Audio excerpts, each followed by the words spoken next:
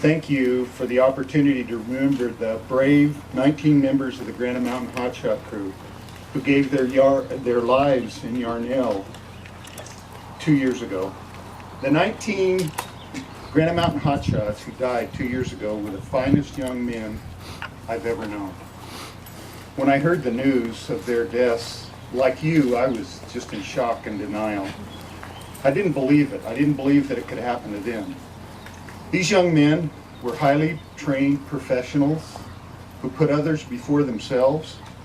They were physically fit, they were experts, they were humble, and they were caring men.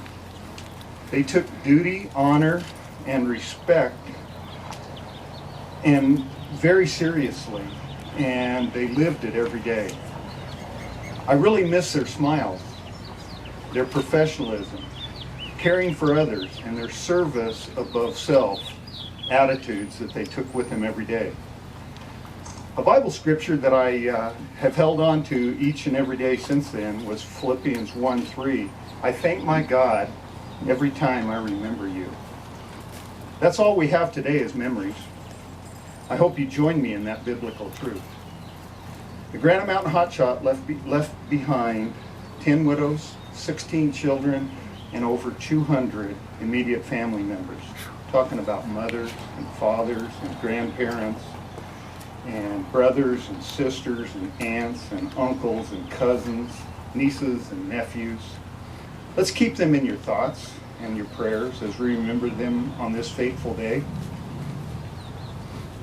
Billy Graham once said, "Comfort and prosperity has never enriched the world as much as that adversity has." In my view, this community, Yarnell, has had more than its share of adversity.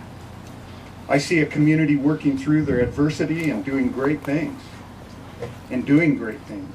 One of these is honoring the Granite Mountain Hotshots today. Thank you for that. I'm going to end with a quote from Abraham Lincoln that in the Gettysburg Address.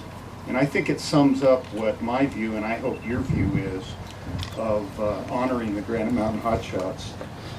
"The world will little note nor long remember what we say here, but it can never forget what they did here. For it is us, the living, rather to be dedicated here to the unfinished work which they who fought here have thus far so nobly advanced.